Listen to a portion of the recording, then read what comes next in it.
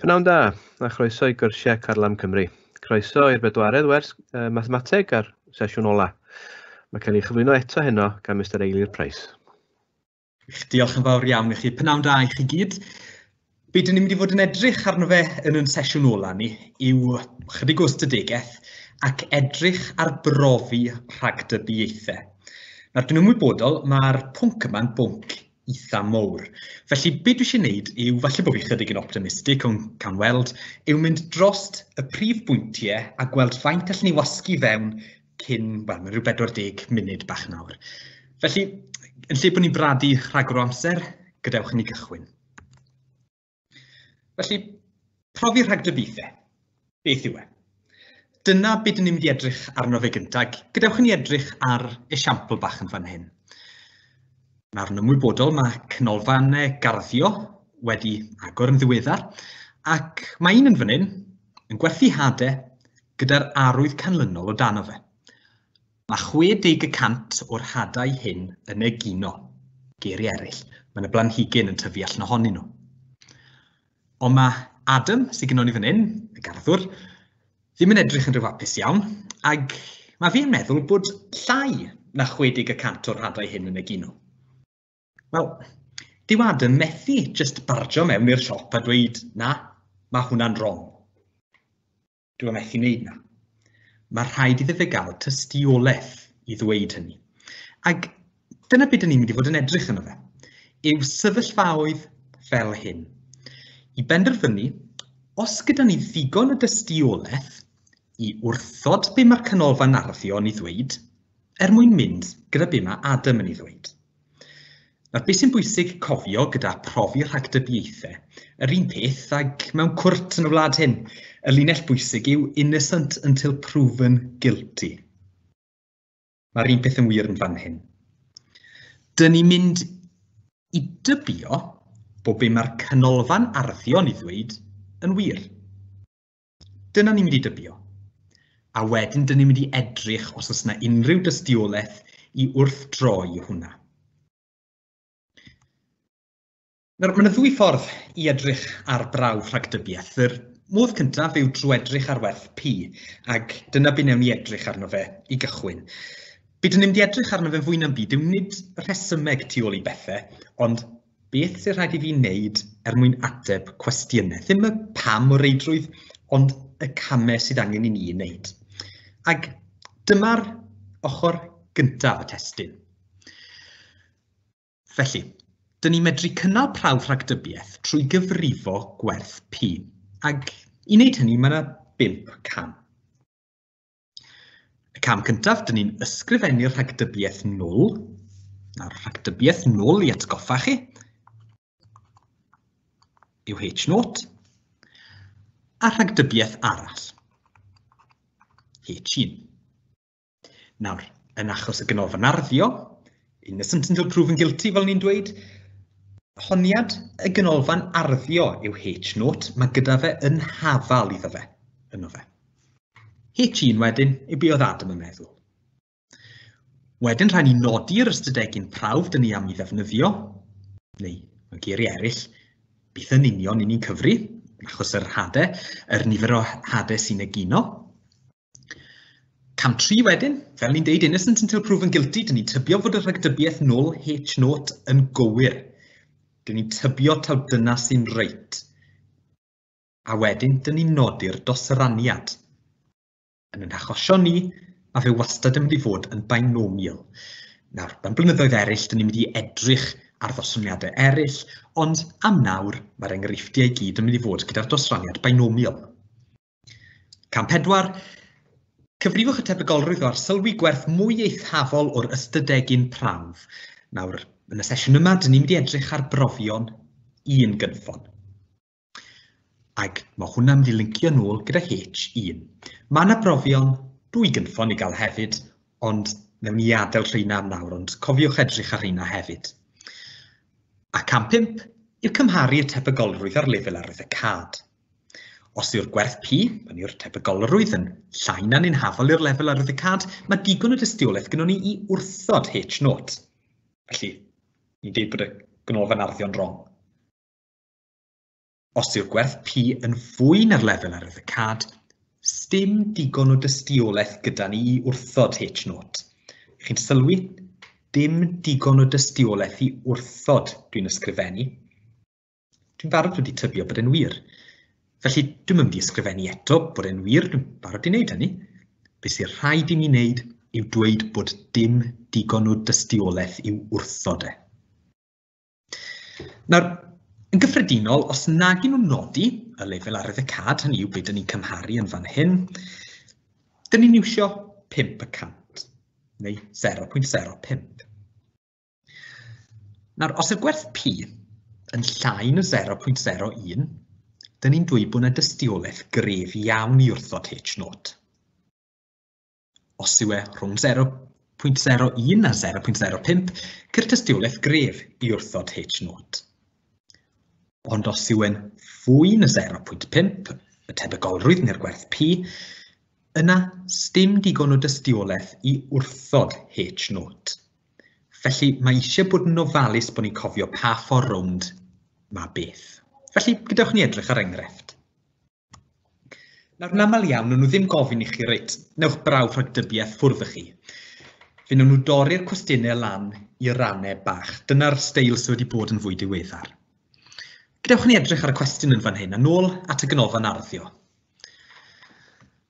Mae rheolwr canolfan arddio yn honni mae'r tebygolrwydd y bydd hedyn math arbennig o flodyn yn egino yw 0.6, yn annibynnol ar bob hedyn arall. Mae Adam, fodd bynnag, yn tybio bod y tebygolrwydd yn llai na 0.6. Dyna pam oedd e yn hwyliau drwg yn y llun blaenorol, ac felly mae'n penderfynu plannu nifer o hadau ac yn cyfrif sawl un sy'n egino. Nawr, toedd Adam ddim yn mynd i blannu nhw i gyd, mae wedi plannu sampl bach ohonyn nhw. Dyna pam nifer o hadau sydd gyda ni, ddim yr hadau i gyd. Rhan A. Nodwch y rhagdybiaethau priodol ar ystadegyn prawf. Nawr, rhagdybiaethau priodol, dyna beth oedd H0 a H1. Felly, H0 i gychwyn, fel o'n i'n deud, innocent until proven guilty. Dyna beth yw H0. Beth yw'r... Wel, beth ni'n tybio sy'n wir i ddechrau? Beth sy'n innocent de? Felly, yn yr achos hyn, honiad y ganolfan arddio. Felly mae P yn hafal i 0.6. Dyna mae'r ganolfan arddio ni feddwl. Ond mae Adam yn meddwl bod y tebygolrwydd yn llai na 0.6. Oherwydd hynny, dwi'n nodi bod P yn llai na 0.6. Mi fedrwn ni gael achos hefo yn fwy na hefyd. Byddai rhai'n achosion o brofion 1 gynffon.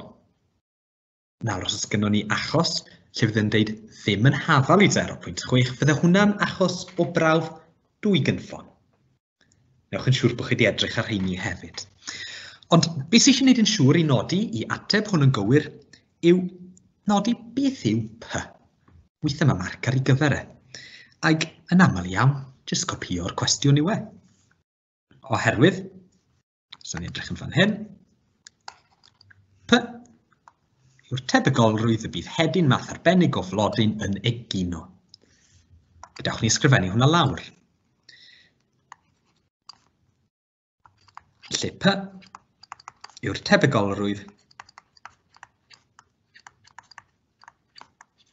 mynd i dofri hwnna chydig bach. Y bydd hedyn yn egino. Newch yn siŵr bod chi'n ysgrifennu hwnna lawr, chi'n eisiau colli marciau yn anorfod. Ac yn olaf, mae'n gofyn am yr ystadegyn prawf. Yr ystadegyn prawf, yr X, de. Ni ysgrifennu hwn lawr i ddechrau. Ystadegyn prawf.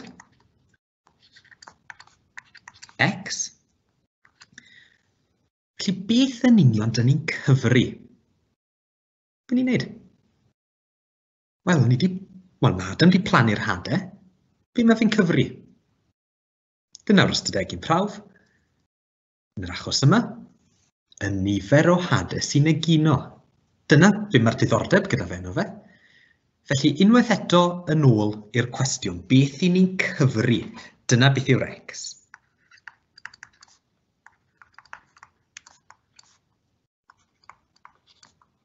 Nifer o hadau sy'n egino. Mae lot o derminoleg yn fan hyn, felly newch yn siŵr bod chi'n hapus efo beth maen nhw'n golygu. Bydd eisiau gwybod rhain fel cefn eich llaw chi pan mae'n dod i unrhyw brawf neu arholiad. Rhan B, i ddechrau, mae'n plannu 20 o hadau ac mae'n darganfod bod 9 yn egino. Cyfrifwch werth P y canlyniad hwn a nodwch i ba gasgliad yr ydych yn dod ynghyd destun y broblem. Mewn geiriau eraill, gorffen y prawf rhagdybiaeth. Nawr, yn fan hyn, dyn ni wedi gwneud y camau rhif 1 a rhif 2. Ysgrifennu rhagdybiaeth nôl a rhagdybiaeth arall a nodi'r ystadegyn prawf. Rwy'n ni symud ymlaen nawr i gam 3. Tybio fod y rhagdybiaeth nôl yn gywir a nodi'r dosraniad. Ewn ni mlaen i gyfrifo'r gweddill wedyn. Felly, rhan B. Tybiwn fod H0 yn wir. Innocent until proven guilty, fel o'n i'n dweud.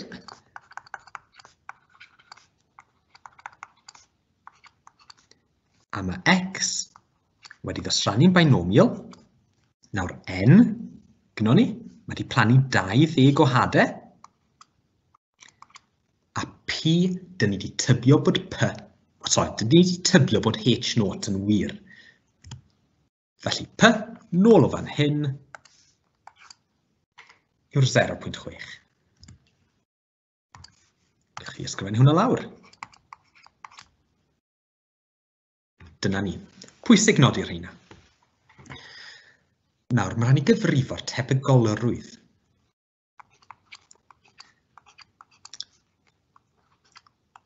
Nawr, y tebygolrwydd bod X, yn beth dyn ni'n cyfri'r ystadegyn prawf, yn rhywbeth 9. Felly mae'n fwy na'n, llai na'n, ddim yn hafal i beth dwi eisiau sgwennu fan hyn. Wel, i ffindo mas pan dyn ni'n edrych ar brofion un gynffon, beth dyn ni'n neud yw edrych yn ôl ar H1. Yn fan hyn,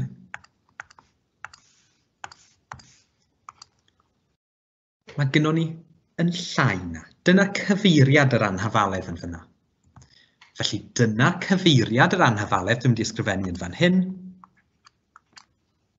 Ond mae'n bwysig bod e'n llai na neu'n hafal i. Mae'n bwysig cadw hwnna i fewn. Gyda profion 2 gynffon mae eisiau bod chydig bach mwy gofalus oherwydd ddim yn hafal i sydd gynnon ni yn fyna. Mae rhaid ni edrych a beth ni'n cyfrifo yw cael gwerth mwy eithafol o'r ystadegyn prawf. Oherwydd, da ni'n disgwyl i 60% ohonyn nhw i egino. Felly fyddwn ni'n disgwyl i, faint wedwch, rhyw 12 ohonyn nhw i egino.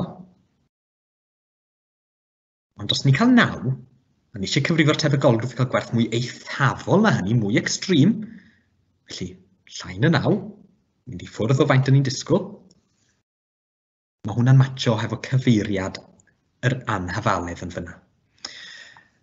Nawr i gyfrifo hwn, medrwn ni ddefnyddio'n cyfrifiannell ni. Os ewn ni i distribution, binomial CD, bwysig CD, cumulative distribution, variable, X gynnon ni yn 9, N yn 20, P yn 0.6. A beth dyn ni'n cael allan o hwnna, dwedwch? 0.1275. Newch yn siŵr bod chi'n hapus yn defnyddio hwnna. Nawr, i ddod i gasgliad. A dyn ni'n cymharu hwnna gyda'r lefel arwydd y cad, ond dwi'n methu gweld un yn y cwestiwn. Felly, dyn ni'n mynd i dybio bod e'n 5%. Yn amlach na peidio, bydd y cwestiwn yn nodi hynny, ond os nag yw e, y general rule of thumb yw 5%. Felly, gan fod 0.1275 yn fwy na 0.05. Dyna ni'n 5% ni. Nid oes digon o dystiolaeth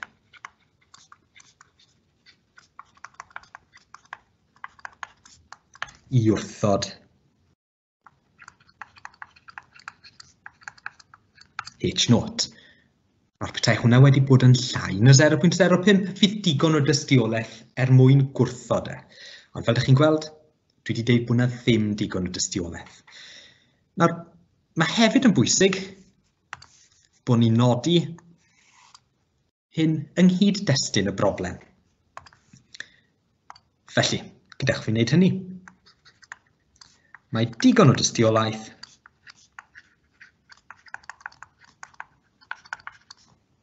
I barhau I ddweud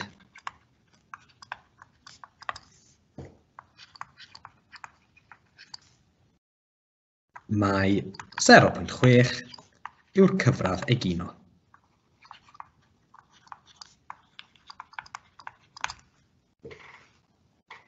A dyna ni. Rhoi ddim ychydig bach o gyd-destun, dwi'n aros efo beth oedd gyda fi ar gyfer H0. Nawr, dyna'r ffordd gyntaf. Yr ail ffordd yw pan dyn ni'n edrych ar ranbarthau critigol a lefelau arwydd y cad. Nawr, gadewch I fi ddiffinio cwpl o stwff I atgoffa chi. Nawr, mae genna'r diffiniad fan hyn, nes I gael hwn allan o lyfr os dwi'n cofio'n reit. Ystadegyn prawf. Yw'r nifer y llwyddiannau X yn y sampl, a mae hwnna'n cael ei alw'n ystadegyn prawf. Neu, fel dwi'n licio deud, beth I ni actually yn ei gyfri? Oherwydd yn amlach na peidio, mae pethau'n cael ei roi mewn terminoleg ac mewn brawddegau mowr crand, ond beth I ni actually wneud? Dyna sy'n rhaid I ni I wybod, beth I ni actually yn ei gyfri. Ystadegyn prawf.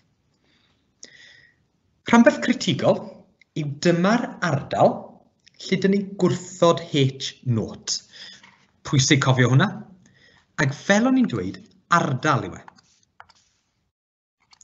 Felly pan mae cwestiwn yn gofyn I ni I nodi rhanbarth critigol, dwi ddim eisiau chi ysgrifennu P lawr am probability o flaen. Be sydd o fewn y cronfach sydd gyda ni'r diddordeb yna fe, y rhanbarth yna, yr ardal yna. Y gwerth critigol yw ar y ffin. Lle dyn ni newid o wrthod H0 I dim digon dystiolaeth I wrthod e. Yn yr achos yn fan hyn, yr X fydde 3. Bydde hwnna'n matcho gydag beth sydd gynnau yn yr enghraifft rhanbarth critigol. Lefel ar y cadw mae nifer o ffyrdd o ysgrifennu a dweud beth yw hwn. Dyma'r tebygolrwydd mwyaf o wrthod H0 ac mwyn I gyfrifo fe, os oes cwestiwn yn gofyn am hynny, gwybod rhaid I wneud, yw cofio hyn. Lefel ar y cad yw'r tebygolrwydd bod ni yn yr rhanbarth critigol a wedyn fe gewn ni'r ateb yn dod allan o hwnna. Felly, rhywbeth I ni gofio yn fyna. Felly, gadewch ni edrych ar gwbl o enghreifftiau I roi rhain mewn chydig bach o gyd-destun. Reit, pan fydd Mari yn ergydio 7 at darged, y tebygolrwydd y bydd yn ei daro yw P yn haflu 0.2. Mae'r gydion olynol yn annibynnol ar ei gilydd. Mae hyn mynychu cwrs mwyn ceisio gwella ei thechneg ac mae'n ambrofi a yw'r cwrs wedi bod yn llwyddiannus a'i peidio. Felly eisiau gweld os yw ei thechneg wedi gwella, felly os yw'n bwrw mwy o'r target de, yw'r P yn mynd I fod wedi codi. Felly mae'n diffinio'r rhagdybiaethau canlynol. H0 P yn haflu 0.2 ac H1 P yn fwy na 0.2. Achos mae eisiau gweld os wedi gwella, os yw'r P yna yn fwy. Hynny yw, y tebygolrwydd I bod hi'n taro'r targed. I ddechrau, mae'n penderfynu ergydio 17 at y targed ac mae X yn dynodi nifer yr gydion hyn sy'n taro'r targed. Gan ddefnyddio lefel ar y cad o 5%, darganfyddwch yr rhanbarth critigol ar gyfer y prawf hwn. Felly, lle yw'r ardal fyddwn ni'n gwrthod H0 ac lle mae'r cut-off point. Dyna dyn ni eisiau wneud. Felly unwaith eto, dwi ddim yn mynd mewn I be mae fe yn ei olygu. Dwi jyst yn mynd trwy'r camau sydd rhaid i chi wneud mwyn ateb cwestiwn o'r fath. Bydd mynd trwy'r rhesymeg, fydd hwnna'n cymryd chydig bach gormod o amser lle fyddwn ni eisiau mynd trwy gymaint o enghreifftiau ag sy'n bosib. Ond newch yn siŵr bod chi'n deall hwn hefyd. Felly, y cam cyntaf, fel o'n i'n nodi, o'r blaen, yw tybio fod H0 yn wir. Unrhyw achos rhaid ni wastad innocent until proven guilty. Tybio'n fod H0 yn wir, felly mae x wedi ddosrannu binomial, wastad yn binomial, mae'n ergydio 17 at darged, a gan bod ni wedi tybio bod H0 yn wir, mae p yn 0.2. Nawr, mae rhaid ni i ffindo'r ardal lle dyn ni yn gwrthod H0. Felly, beth yw'r camau rhaid i ni wneud? Felly, mae'r tebygolrwydd bod x, hynny yw y nifer o saethau sy'n taro'r targed, yn fwy na neu'n hafalu ryw rif, fi'n mynd gwybod beth yw e, a mae hwnna yn gorfod bod yn llai na 0.05, oherwydd y 5% yn y fan hyn. Ac mae rhaid i'r marc cwestiwn yna i gymryd y gwerth. Yn yr achos yma, y gwerth lleiaf posib. Felly, dyn ni'n edrych ar y rhanbarth i gyd, nid jyst rhan ohono fe. Beth yw'r gwerth lleiaf posib allai hwnna i gymryd? Ewn ni edrych pam yn y funed yn sydyn iawn. Felly, gawn ni benderfynu ar rhif i gychwyn. Ond ni'n gwybod bod dim ond 17 yn cael ei roi, felly sy'n pwrpas dewis rhif sy'n fwy na 10. Ac gan bod y tebygolrwydd o fwrw'r targed yn eitha bach, gawn ni ddechrau'n eitha bach hefyd. Gawn ni x yn fwy na 4. Nawr i gyfrifo'r tebygolrwydd bod x yn fwy na neu'n hafal i ryw rif. Fel hyn dwi'n licio dangos, dwi'n siŵr bod nifer o ffyrdd i gael.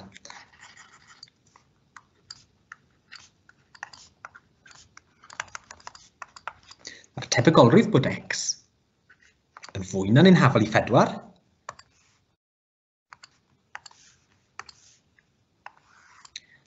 Wel, y cyfrifiannell ddim yn rhoi hwnna i ni. Felly mae rhaid i ni edrych ar y tebygolrwydd bod x yn llai na neu'n hafal i ryw werth. Ni'n gwybod bod y tebygolrwydd ei gyd yn adio i 1. Felly 1, tynnu ffwrdd. X yn llai na neu'n hafal i 3. Gallwch chi naill ai feddwl amdano fe gan ddefnyddio logic fel hyn, neu cofio'r rheolau yma fyny i chi. Yn bersonol, yr lle a waith cofio sydd y gorau. Dyna pam mod i'n mynd lawr y logic. 1, tynnu ffwrdd, probability x yn llai na neu'n hafal i 3. Nawr gadewch i fi dynnu'n hyfrifiannell i nôl allan, x yn 3, n yn 10, p yn 0.2. Felly mae hwnna'n 0.8791. Felly 1 tynnu 0.8791 yn hafal i 0.1209. Os dwi'n gywir, os ydych chi'n canfod bod fi'n gwneud camgymeriad, plis gadewch fi wybod. Nawr, dyw hwnna ddim yn llai na 0.05, y 5%, felly nid y 4 yw e. Yn ni barhau fynd i fyny. X yn fwy na neu'n hafal i 5. 1 tynnu ffwrdd, probability x yn llai na'n hafal i 4, yr un logic eto yn y fan yna. 1 tynnu ffwrdd. Gawn ni wirio hwn, dwi wedi gwneud e gynnau, ond rhag ofn bod fi wedi gwneud camgymeriad. Dyna ni, 0.9672.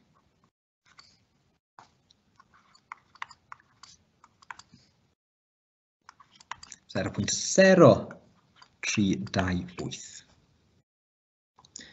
Nawr mae hwnna yn llai na 0.05. Nawr, yr unig beth dwi yn ymwybodol lle mod i ddim wedi pwysleisio yw bod cyfeiriad yr anhafaledd yma gyda'r yn hafal i o dano fe yn matcho beth sydd gyda ni yn H1. Ond mae hwnna jyst yn rhywbeth i chi gadw mewn mewn cwestiwn o'r fath. Felly, mae hwnna yn llai na 0.05. Mi fedra ni jyst i ddangos i chi. Petai ni wedi dechrau, fel arall ydi dechrau gyda rhif chydig bach yn rif fawr.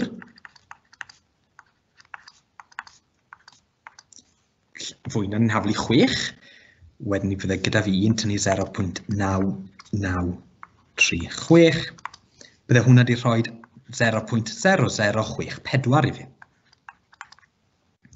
Chi'n gweld mae hwnna eto yn llai na 0.05. Felly mae hwnna yn yr rhanbarth critigol. Ond nid dyna'r rhanbarth i gyd. I fi'n gorfod edrych am lle mae fe'n newid.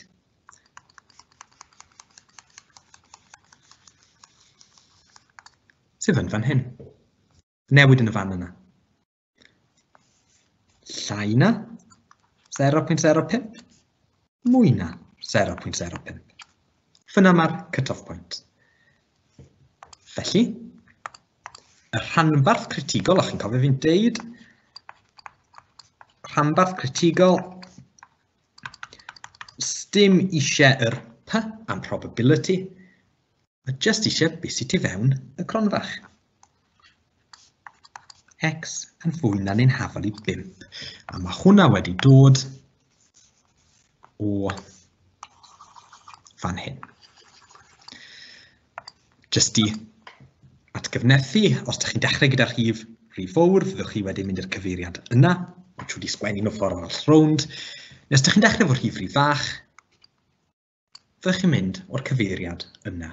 Felly, lot o trial and error, ond i ryw raddau mae'r sample'n fod yn ddigon bach, allwch chi gynnig y gwella, a wnaeth yn cymryd y rhy hir i chi yn y fan yna. Felly, be mae hwn actually golygu?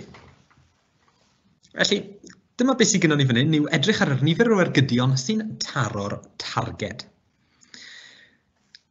Graff, y tebygolrwydd bod dim un ohonyn nhw'n bwrw'r target yw 0.1074. Hwna'n matcho hwnna fyna. Bod un ohonyn nhw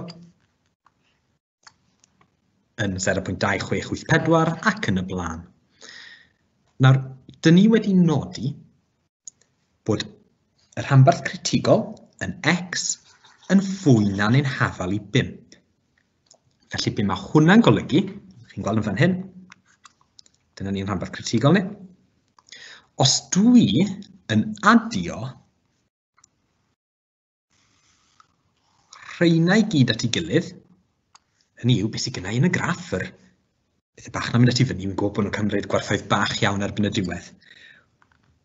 Wel, bydde hwnna yn llai na ni'n hafal i 5%, neu 0.05. Felly, dyna beth dyn ni wedi gwneud. Os yw Mari yn ergydio 6 gwaith at y targed, ni'n gwybod oedd y chances o hwnna ddim yn uchel iawn. Felly, ni'n gallu gwrthod H0. A dyn ni'n mynd am H1. Dyna beth sy'n digwydd tu ôl iddo fe, ond y camau sydd yn bwysig i chi i gofio. Gen i edrych ar enghraifft yn fan hyn. Enghraifft nawr i gyfrifo'r lefel ar y cad. Mae Mr Jones, sy'n ymgeisydd mewn etholiad, yn credu bod 40% o'r etholwyr yn bwriadu pleidleisio drosto fe. Mae Iasiant, fodd bynnag, yn credu bod y gefnogaeth iddo yn llai na hyn. Mwyn dod i benderfyniad ynglyn â'r gwahaniaeth barn hwn, maent yn cynnig y rhagdybiaethau canlynol. H0, P yn 0.4, H1 a P yn llai na 0.4, achos bod Iasiant yn meddwl bod llai na hynny yn ei gefnogi fe. Lle dynodau P gyfran yr etholwyr sy'n bwriadu pleidleisio dros Mr Jones. Maent yn penderfynu holi hap sampl o 50 o etholwyr. Dyna'n sampl bach ni. A maent yn diffinio'r rhanbarth critigol fel X yn llai na ni'n hafal i 14. Felly ni'n gwybod beth yw'r rhanbarth critigol y tro hwn, lle dynodau X yn nifer yn y sampl sy'n bwriadu pleidleisio dros Mr Jones. Hynny yw, yr ystadegyn prawf. Be di actually'n cyfri. Felly, darganfyddwch lefel ar y cad y dull hwn o weithredu. Felly, be newn ni, fel o'r blaen, newn ni tybio'n fod h naught yn wir.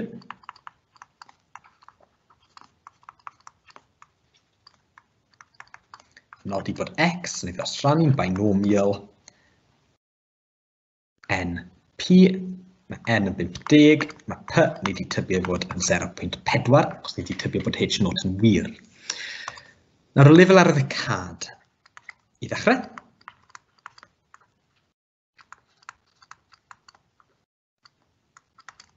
Lefel arwyddocad. Nôl i checio be mae hwnna'n golygu. Dyma'r tebygolrwydd mwyaf o wrthod h naught. Ddim yn geiriau eraill, os ni moyn ni gyfrifo fe, beth yw'r tebygolrwydd bod ni'n y rhanbarth critigol? Dyna'r ffaith bwysig sydd eisiau ni gofio mwyn cyfrifo'r lefel arwyddocad. Os dim eisiau ni boeni beth mae hwnna'n golygu heno, dyna'r cam i ateb cwestiwn. Felly, lefel arwyddocad, tebygolrwydd bod yn y rhanbarth critigol,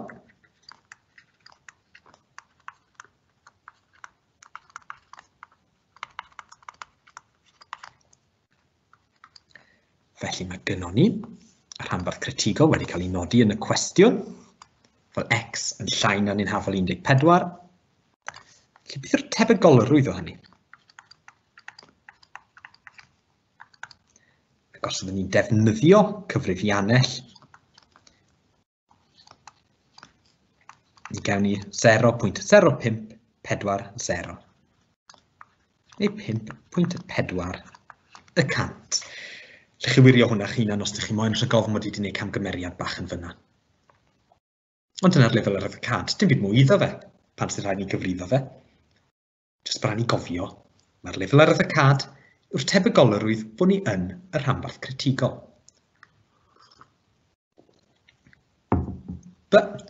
Maent yn darganfod bod 13 o'r hapsampl yn bwriadu pleidleisio dros Mr Jones. Felly, dim ond 13 allan o'r 50 o etholwyr oedd yn bwriadu pleidleisio dros Mr Jones. I ba gasgliad dylai Mr Jones ei allan ddod? Wel, byddwn ni'n ellu'n gallu cyfrifo'r gwerth P fel o'n ni'n neud ar y dechrau, neu edrych os yw'r 13 yna yn y rhanbarth critigol. Nawr, mae'r 13 yn gorwedd yn y rhanbarth critigol. Gan bod e yn y rhanbarth critigol, ceir digon o dystiolaeth i wrthod h naught. Dyna sydd yn bwysig i gofio yn y fan hyn. Felly gyfer B, mae 13 yn y rhanbarth critigol.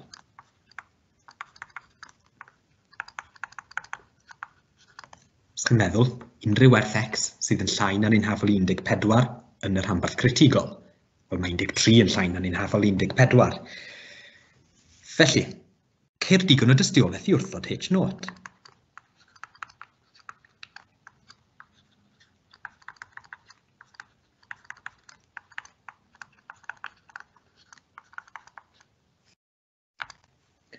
Felly, be mae hwnna'n golygu yn y cyd-destun? Wel, mae'r gyfran pleidleisio yn llai na 0.4. Felly, dyn ni'n goffod gwrthod h naught ar gyfer h1, rhoi dim yn cyd-destun. Mae'r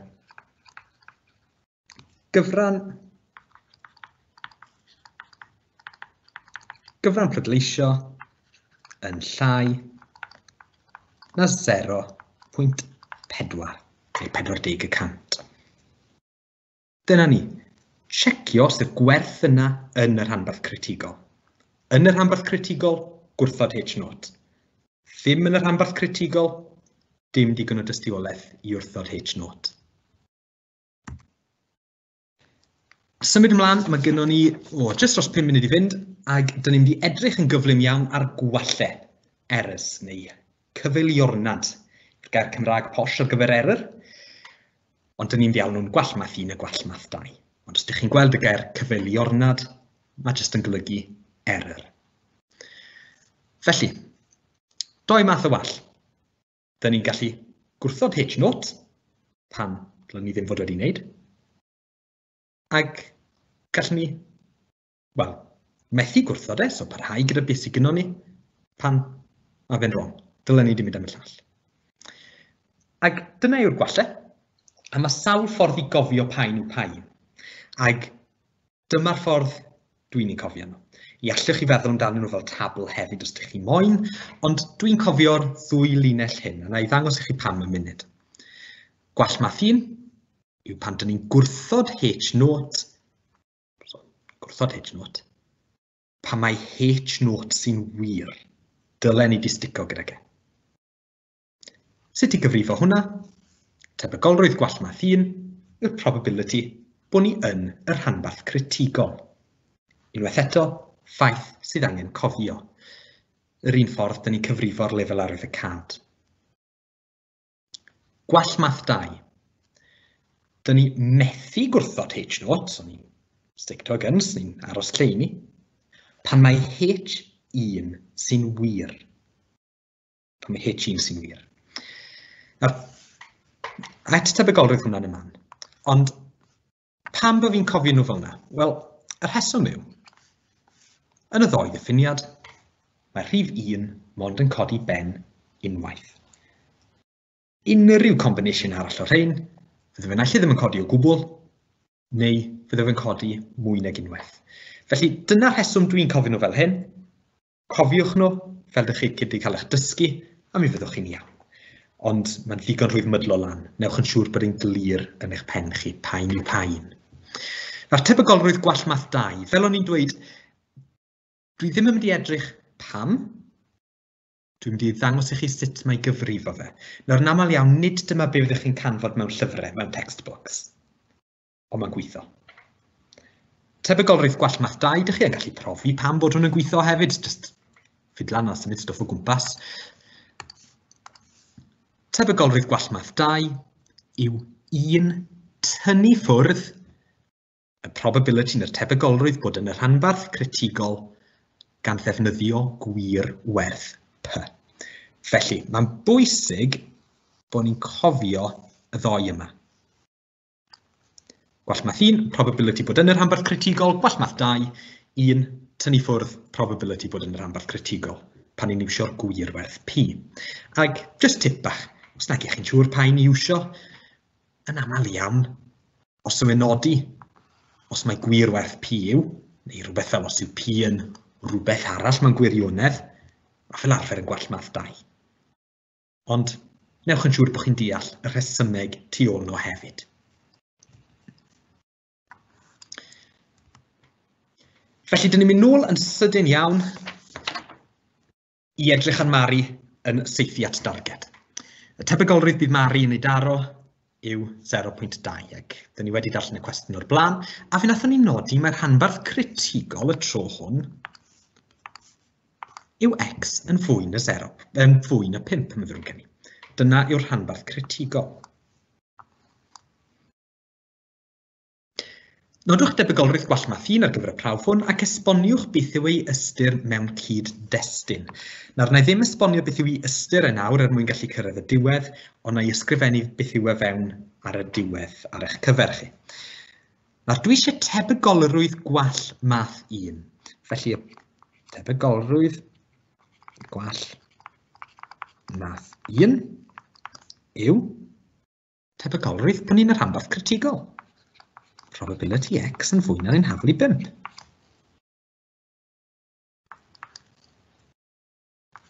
Ac mae hwn yn cael ei ddefnyddio, wel gan ddefnyddio gan bod hwn yn barhad o gwestiwn arall. X yn binomial.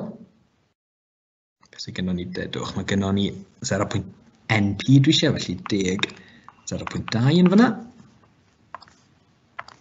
1 tynnu ffwrdd probability x yn llai na'n haflu 4, confinswch eich hunan bod hwnna'n wir. 1 tynnu ffwrdd 0.967. Ni wedi gweld yr ffigurau hyn o'r blaen, os dwi'n cofio'n reit. 0.0328 neu 3.28 y cant. Tebygolrwydd gwall math 1 yw'r tebygolrwydd bod ni yn y rhanbarth critigol. Dyna pam bod gynnon ni yn fan hyn, x yn fwy na'n haflu 5. Mae un enghraifft fach sydd gynnon ni ar ôl, yn ei barhau orffen hon yn gyflym. Parhau efo'r un cwestiwn. Yr rhanbarth critigol eto yn parhau fod yn x yn fwy na'n unhafol i 5. Ni nawr yn gwybod beth yw gwerth p mewn gwirionedd. Beth yw y go iawn? Ac dyn ni eisiau canfod y tebygolrwydd bod cyfeiliornad neu gwall math 2. Nawr, dyn ni'n gwybod beth yw p mewn gwirionedd. Nawr, mae hwnna'n glyw bod yn tebygolrwydd gwall math 2. Felly, dyn ni angen defnyddio gwirwerth p. Felly, dwi'n arfer defnyddio'r dosraniad binomial. N yn parhau fod yn 10, achos 10 sy'n y sampl gyda ni. Llwch chi fi nôl i edrych ar rhan cyntaf y fideo i weld yr enghraifft yma yn ei chyfanrwydd, a p yn 0.35. Nawr, probability gwall math 2.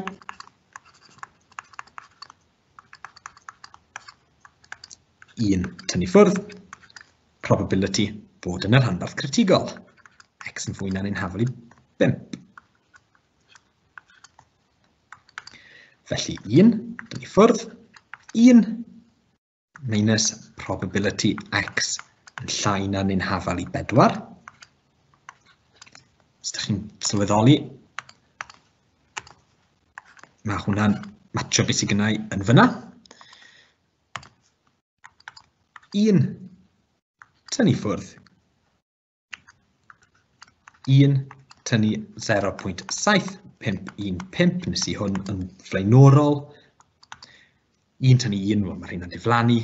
Mae hwnna'n troi yn bositif. Wrth gwrs, cofyn hunain, mae rhaid i tebygolrwydd fod yn bositif. 0.7515 yw'r ateb. Mae bositif, mae rhwng 0 ac 1 yn gwneud synwyr. Mae fe'n edrych yn go uchel o werth hefyd ar gyfer cyfeiliornad neu'r tebygolrwydd bod ni'n cael cyfeiliornad math 2.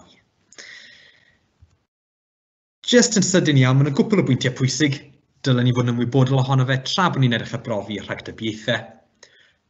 Yn gyntaf, ni ddylid llunio rhagdybiaeth arall, hynny yw H1, yn seiliedig ar yr arthylwadau. Rhaid ni wneud hwnna cyn cymryd y sampl, nid ar ôl. Ni methu edrych ar y data a penderfynu be ni am wneud.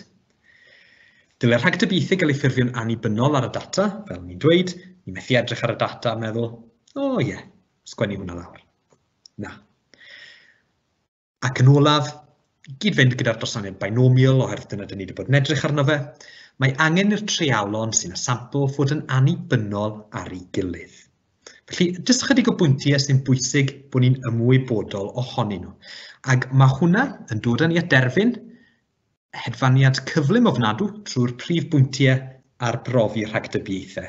Cofiwch hefyd bod yna enghreifftiau lle mae gynnon ni, maen nhw'n broblemau 2 gynffon. Nid jyst un. Mae'r hynna twtch yn wahanol, ddim lot, ond digon i warantu bod chi'n mynd trwyddyn nhw ac yn ei deall nhw. Diolch yn fawr iawn i chi.